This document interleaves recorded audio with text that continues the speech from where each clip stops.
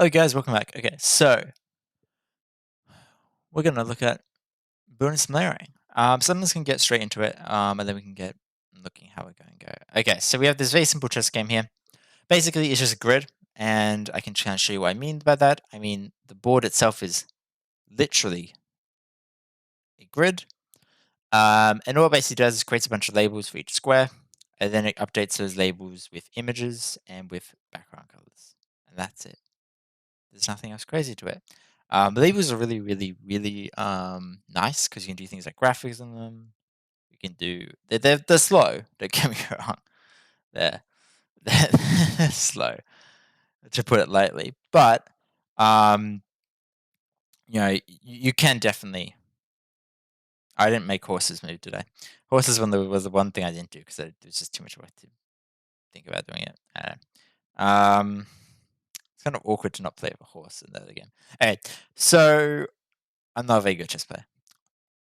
The rough idea here is that I don't know. It's a chess game, and you can see here, and you can see one of the cool things is there for my guy's in bad space. He's going to get threatened by queen. I don't know, who knows. Then this bishop is just going to slaughter this queen, right? It's, as you can see with the red, so it's kind of, that's like a dangerous square.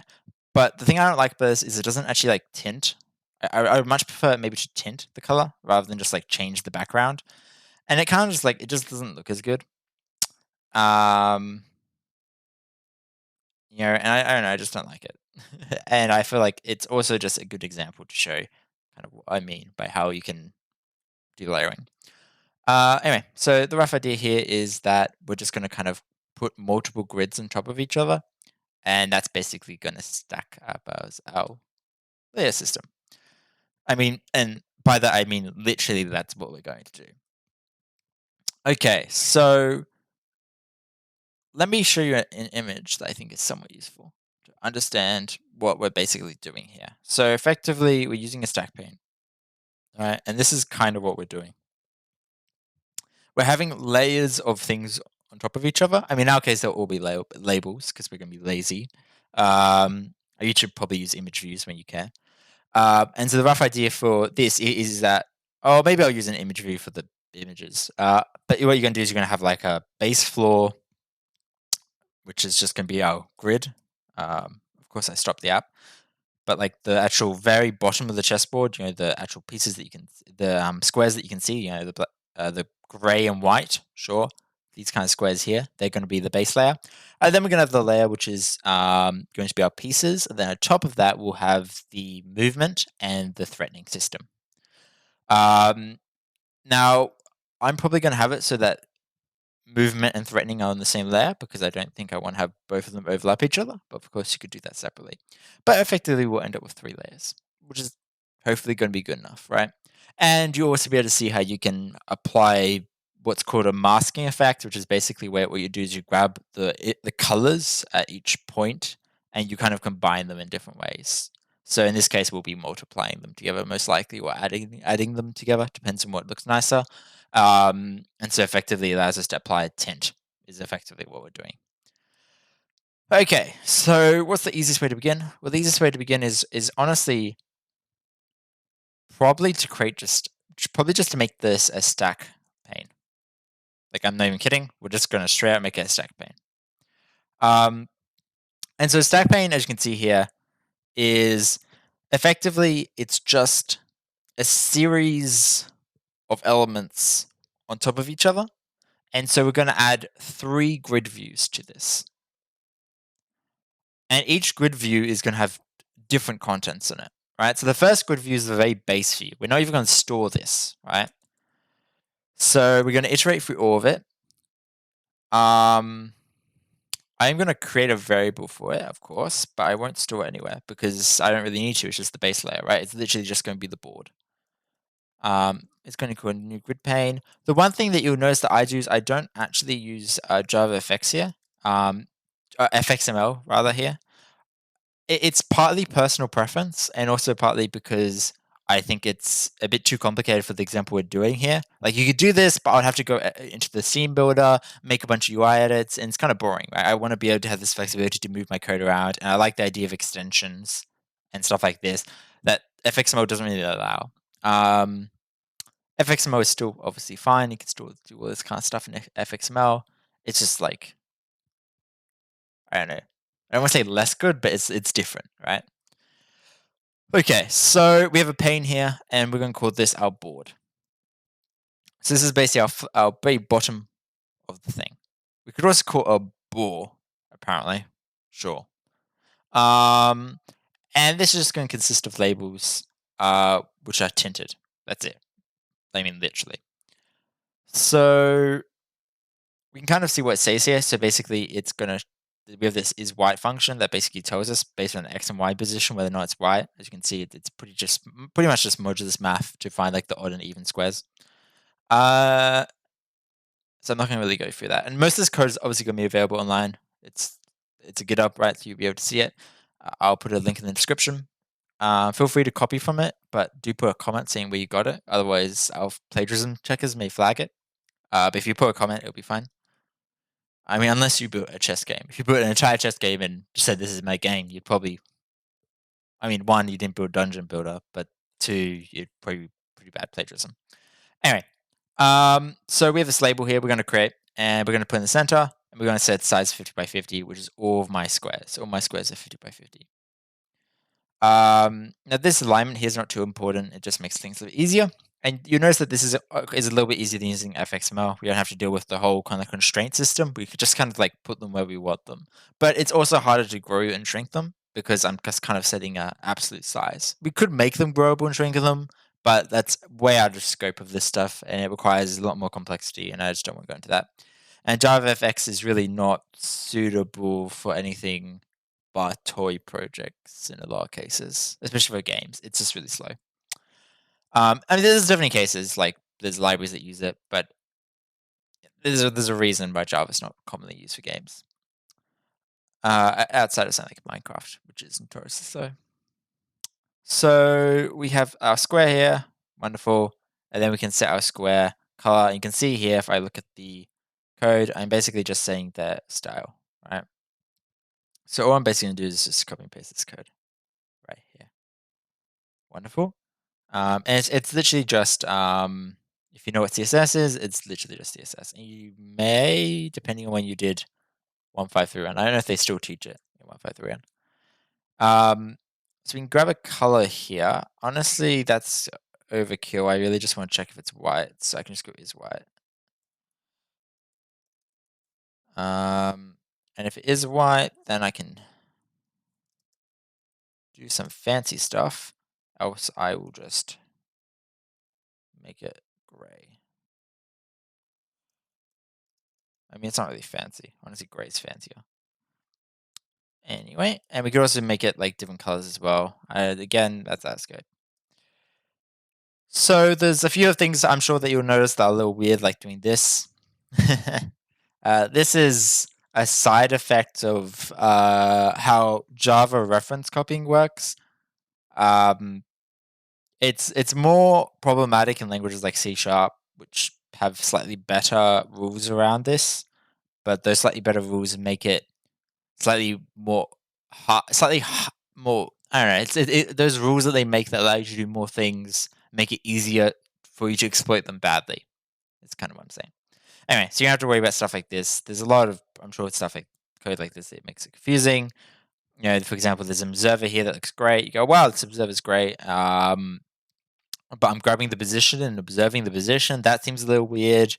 And I can show you that code if you really care. Again, I recommend you to kind of have a brief look through this to see how different things are done. This is pretty well documented because I kind of expected some people to use it. Obviously, I left out some comments because I was lazy. And because setters and getters don't really need it. Did I really say that? Okay. So we have just an observable here, which I like because it wraps around an object. So you basically give it an object and it binds quite tightly to that object and it will kind of stay with it, right? And so it means that you can just observe a single property rather than having this kind of weirdness where you kind of have to observe an entire class just to see one or two things. it kind of helps with your state. So we're setting the style here. Again, that's fine. I'm a bit of a slow coder when I'm like explaining things, because otherwise I go way too fast and people don't understand what I'm doing. So we're setting the style here to wire gray. That's okay. I don't really care. We can just add it to the board. Wonderful. Okay. I'm gonna leave most of this here. And then I'm just gonna go here and basically add the board to the grid pane. And so I'm just gonna go add, which won't actually work. I've got to say get children, don't I? So then I'm gonna add the board. So basically, I'm a stack pane, so I'm gonna grab my own children and then add the board to that. I kind of like this because it makes it. It's not really. It's still kind of OP, but it's kind of a bit weird to like inherit from things like this. But this is like the whole point of inheritance. Is that you can kind of like grab a property and you can kind of like say, I am this property, so I can kind of instead of having to like have all this crazy like OOD, I've got to go into this object and tear it apart. I can just kind of like use it. I don't know. I like it. So we have this piece here, and we've got some observer stuff on this. Again, this is pretty much fine. But the one thing you notice here is that we basically observe an old value, a new value, and we move it from the old to the new. And so this is one of the things that has to change. So we're going to have a list of squares. I'm going to call these image views. You know what? I am going to use labels, and the only reason I am is because image views. I should be able to say image views is max size. You know what? We'll do it. Um, Okay, so we got image views, and these are going to be our pieces. And then we also have, and I am also caching the map. That's just a habit of mine. Cache your images makes it faster, especially if you're re-rendering every frame. It's really important. So, I mean, I'm not here, but still. So we have a list of pieces here, and then we also have a list of labels, which kind of have to be labels. It's less efficient to have them as images because you basically just want to have a colored square. I could also have them as rectangles, I guess, which would also work. Rectangles is probably more efficient. I don't really care. Come on, this is an example. And we're going to call this highlights. I guess I'm kind of making this up as I go. So this can be our pieces. I don't even remember what I call things. So we've got pieces here, which is just, you know, relatively straight thing. We're just going to move the pieces around on the board. There's no such thing as set graphic. It's going to be called set image. You can see I go this get graphic, and it's just going to be called get image. I don't need to add. I mean, I do need to add the pieces to the board. But well, rather, I'm going to have a grid pane also of the pieces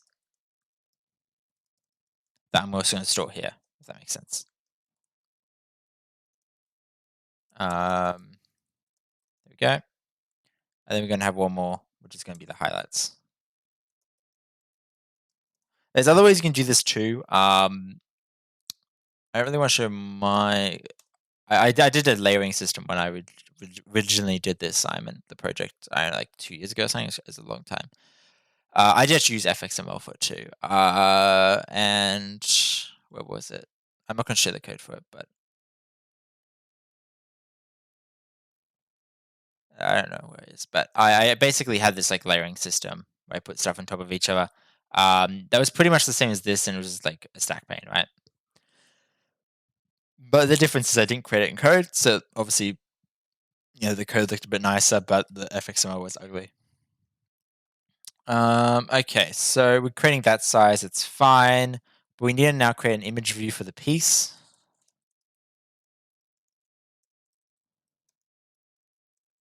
You know what? Let's not do snake case. I did snake case before, didn't I?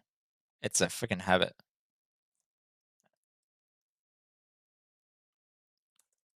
I write. This is what happens when you write too many languages. They're all just slightly different. Okay, we have image view here. That's fine. Let's not make this a plural.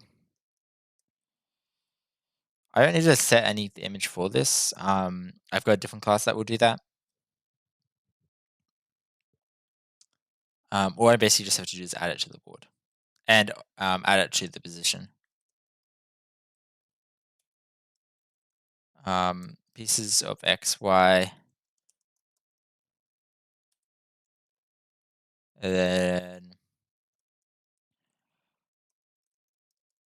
I could also just create it inside the array. Again, it's like, it doesn't really matter.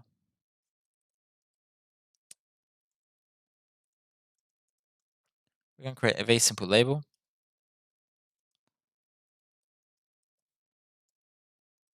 We're going to track this in our highlights and our highlight grid. And we're going to move the label across into this one as well. So you can see we're just kind of creating a bunch of different grids, and at the very bottom, we can ignore that line. We're just going to add it to the board. And so we can use something called add all. And what you notice is second override here. It has ... This is basically what we call variable arguments. We pass it as many arguments as we want, and it will convert it to an array for us, which is quite nice. So we also give it, and we've got to give it the order matters. So pieces grid, and then finally highlights grid. Okay. So this is bottom child, middle child, top child. I guess 0, 1, 2, if you so speak. Now, get color is going to be a bit different. A lot of this code would change, but one of the things I want you to notice is that this is the only file that's affected. And this is kind of a big point of OO.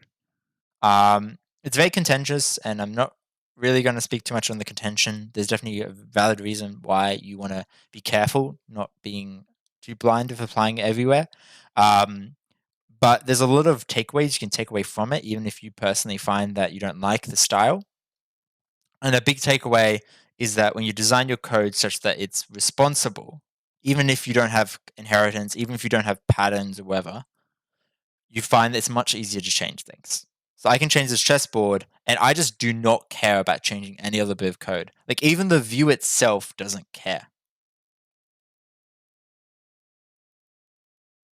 Like, straight up does not care. Because what it's doing here is it's basically saying this chessboard goes from 1 to 8. The column index is from 1 with a span of 8. And that's literally it. Like, it doesn't care, like, how many layers there are on that position. Now, keep in mind, this layering isn't three-dimensional because you're still dealing with two-dimensional stuff, and it's called z-ordering. It's basically the ordering of the sprites is what changes, but the underlying, like, there's not a third dimension. Right? It's an order level. You can still call a third dimension a z-dimension, but it is kind of a lie. Okay, so we have that.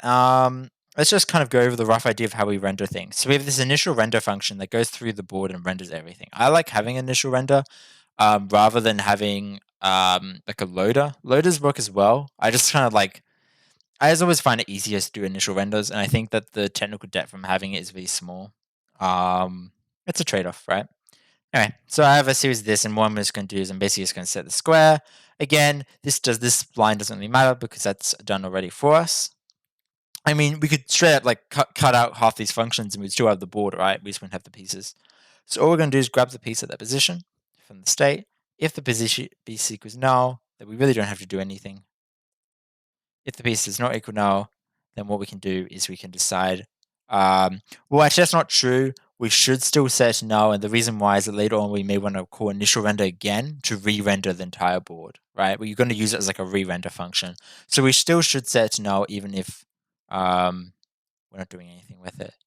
And the final thing that we should do is we should also set all the highlights to null. Or in our case, we're just going to set them. I'm just going to set the style to an empty string. Okay. There's other ways you could do that, but I think that's just the easiest way of clearing the highlight.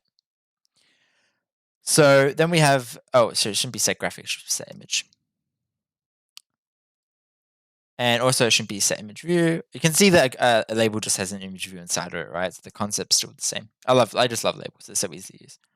I just have this bit of logic here to basically just find the piece.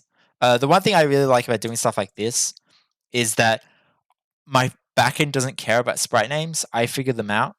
And I think this is really important if you add extra sprites and you have like multiple variants. Like in this case, obviously we got black and white. But if you added like, for example, a Christmas theme or like a zombie theme, I don't know, whatever makes you go wild. You could have like this kind of prefix associated with them, right? And your backend doesn't have to know about that.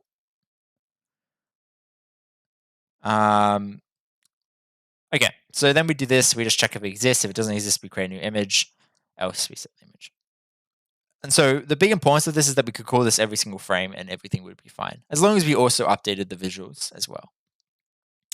So update visuals, it's not clear what this does here, basically, but all this is doing is saying, hey, here's a bunch of positions that are like under attack or can be moved. Basically, here's every position that the current piece selected can move to, right? So we want you to render the whether or not it's like evil or not, right? So all we really have to do is just set the highlights. And so this code here for this get color, I mean, this just becomes even simpler, right? So we can literally just do an if statement here. We can say if positions dot contains. Well, we got to give it a vector, so we kind of have to create a new vector, which is kind of, I mean, obviously not amazing, but oh well. And then we can move this position up. We can set the highlight of this position to this style, else we'll clear the highlight. Again, I kind of like clearing things here just to be extra nice to me because I don't really want to. I don't like having desynchronized UI. Desynchronized UI is much faster, and if I was building a professional game, I'd want to have it. But in cases like this, it just makes life unnecessarily hard. We don't need color here. We can literally just basically grab this condition that we have here, which is basically just saying, hey, is there a piece of that square? And the one thing that you know here is that and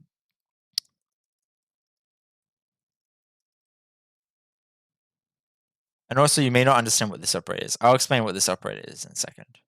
That may not be clear. Anyway, dark red and yellow will apply tinting a little bit later on. Right now we're just going to layer it, so it's not really going to tint. Instead, what we'll do is we'll apply some opacity to it. That way we kind of get the same effects. I'll show you another way you can do it, but opacity is just a really cheap way of doing it. So what I was going to say is two things. One is I kind of forgot the first thing. Maybe will come back to me. But the second thing was this ternary operator here. And this is basically just saying check this condition. If this condition is true, it evaluates to dark red. If this condition here is false, it evaluates to yellow. That's all it's saying. So it just allows me to have some pretty nice logic in line. But yeah, anyway. Oh yeah, I was saying about desynchronized state. Desynchronized state is very hard. I mean, if you play any game where like the characters like teleport around, then you're dealing with desynchronized state, anything like that. Basically, anything where, I mean, it's a bit different to multiplayer. That it could still be synchronized if it's multiplayer, right? Because it could be desynchronized from the server. It's complicated anyway. But don't try not to. You can try to avoid desynchronized state. Always have your state like very intertwined. You can like add a bunch of extra observers. You don't have to try like guest state and so on. If you do animations, you'll have to probably do a bit desynchronized. But other than that, you'll be fine. It will annoy me if these are still here. So let's remove them. Okay, I'm pretty happy here. I don't really think there's much else we have to do. We can just run it and see. Oh, we wanted to apply opacity. I don't remember the JavaFX thing for it. Is it literally .set opacity? I mean, if it is, that's amazing. But I guess we'll see.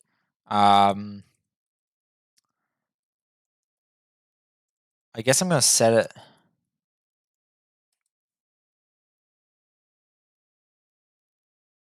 Really? Huh, okay. Let's not set it here. Let's set it when we create it.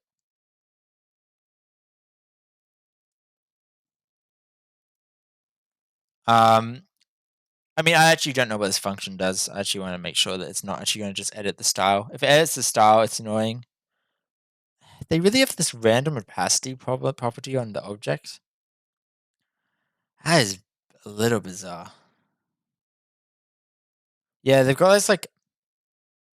It seems like it's part of the CSS. I feel like if I set the style to empty, it's gonna like invalidate that. Okay, I'm just gonna be safe and just set it every time I change the highlight and accidentally do that. Okay. Go. I'm getting tired. It's almost 3 a.m. Jeez Louise.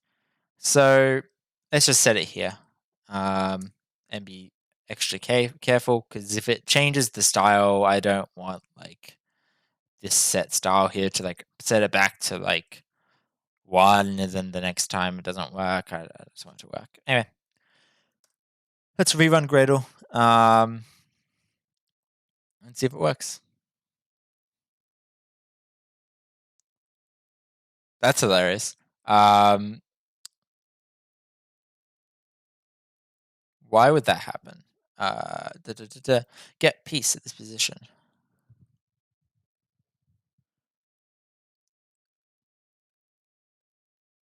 If piece equals null, we set the image to null, else we set the image to whatever the image at that position is. That's okay.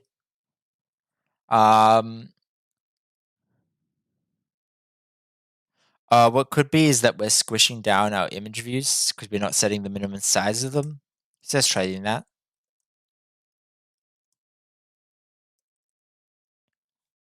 Is it not going to let me set the min size? That's why I hate image views sometimes. I guess I'm going to have to use a label because I don't really want to look up. I guess I can quickly look up it. JavaFX. Image view. Set min size. Nope, nope, nope. Nope. Don't want any of those. I guess you have to use an image label. Okay, we're just going to use a label.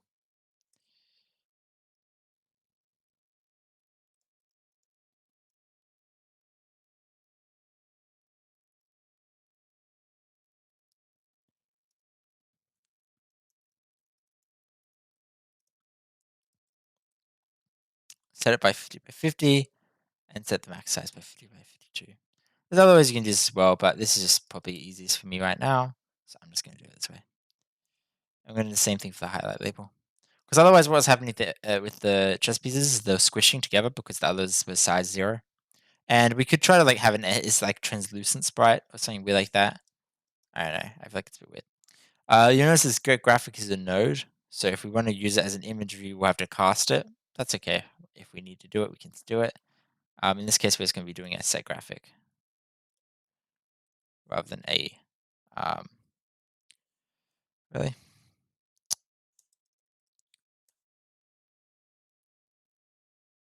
And a get graphic. Wonderful. Okay, so I'm pretty happy here. The code looks pretty good. This is going to be set graphic as well. And so is this. Okay. This will have to be a new image view.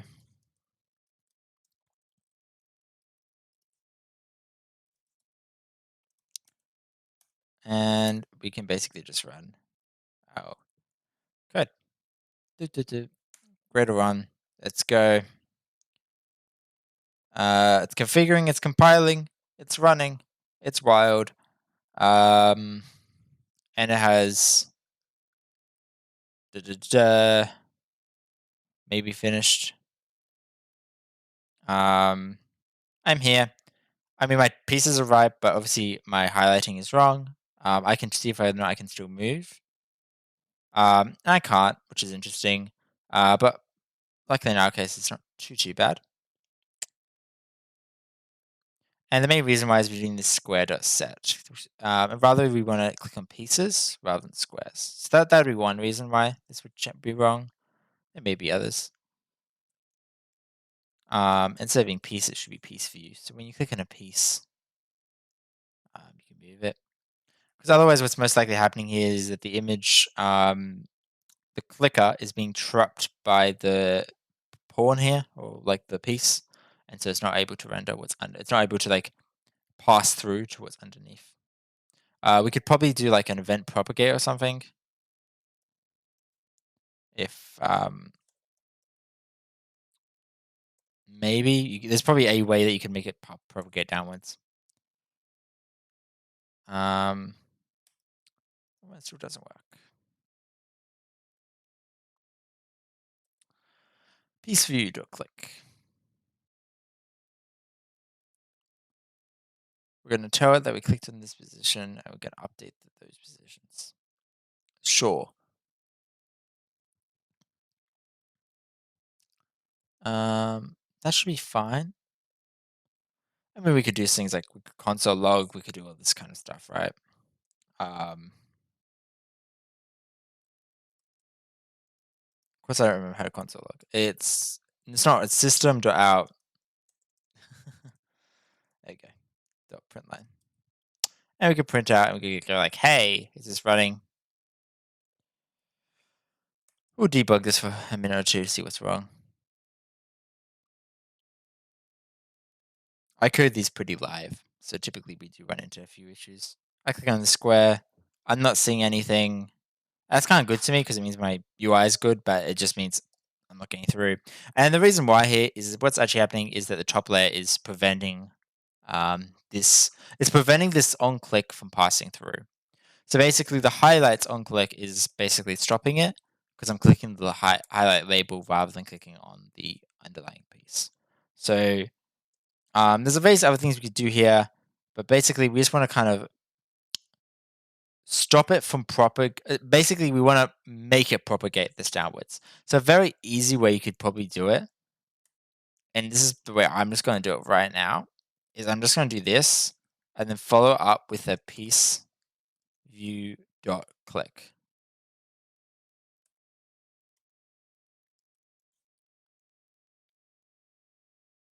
I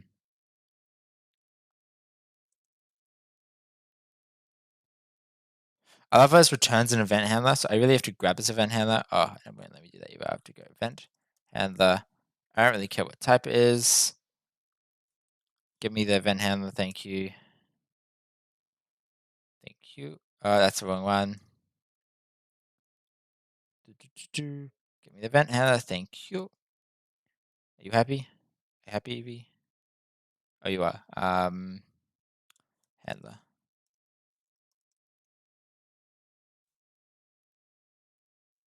Oh, I could probably just code. What am I doing? It's really late. This is just a really easy way of doing it, right? I'm just basically going to say, hey, when I get a mass event, also send to my child. There's a slightly better way of doing it. Let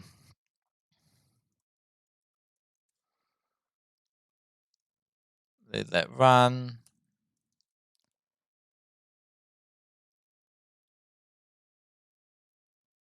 You can see it works. You can see the coloring is different.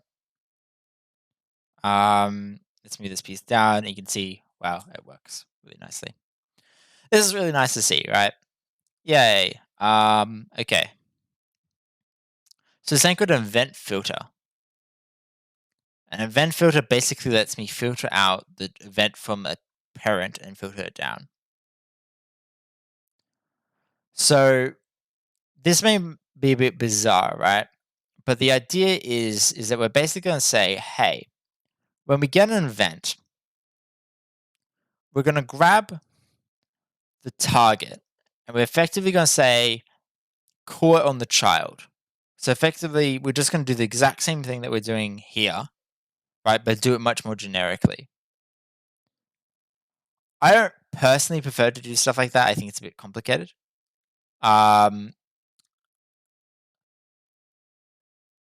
But you can basically, there's other ways you can do it, but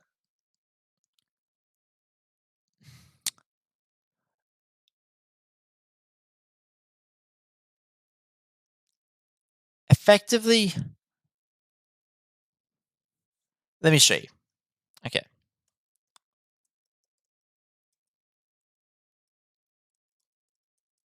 So there's two things that we care about.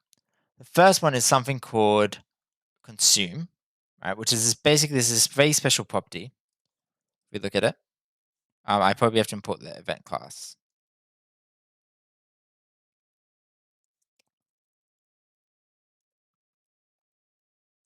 Here it does that. But if I look at event consume, it's not going to be like that. It's actually just consume like this. You can see it work. Oh, there you go. You can see we got this consume event. This basically stops it from keep going, right? Now if we do this again, that's the one thing. It's like just let me see the list. You can see there's a bunch of other stuff like this. For example, we can copy 4, and we can basically say, hey, copy this and create it with a new target, right? So if that kind of makes sense, we're basically going, okay, we have this object and we want to target something else. Okay. There's a bunch of other stuff as well. And you can effectively, you can just look for this if you really care. But you go, oh wow, there's other stuff here. There's just a bunch of craziness, right? But effectively, in this our case, what we're going to do is we can go event copy 4. And we're going to take the event in, and we're going to copy it. It should be ev.copy4.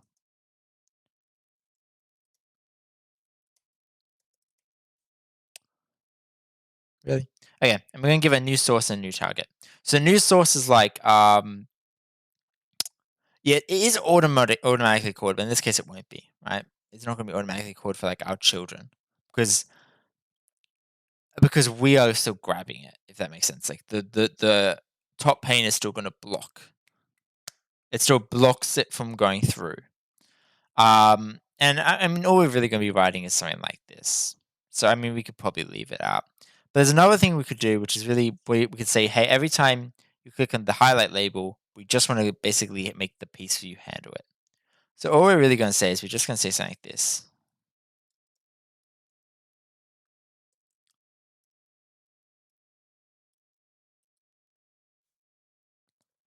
Right? So we're saying, hey, every time you set on mouse click, just call this function. Wonderful. Okay. I think there's other ways you can do it too. I don't really care. I think that's a bit of a waste of time. But you can kind of see what I was saying, how hopefully you could, how you can kind of have this like propagation thing. You can say, okay, I want to like allow it to propagate this much. I want to stop here. And it gets a little bit complicated. But the rough idea is that you're basically firing an event and you're saying this is where I want the target to be. So I can click this piece. I should be able to click this piece. Set all mouse clicked. Oh. It's one of those things, right? I have to do this before because previously it was okay because previously I'll actually show you why it was previously okay. This is actually an interesting side effect. This is due to like lambdas, right? So this is effectively an anonymous function or a lambda, right? So I'm creating a function within this block of code here. And I'm basically saying, hey, I want to pass this as a function to this object, right? So it's going to kind of create a function up here, you can think of it as, and then pass it through that. In reality, it creates a class, and it's a little bit more complicated, but that's effectively what it's doing. And so what this means is that this is going to be evaluated when it's run. So the fact that before, when we had something like this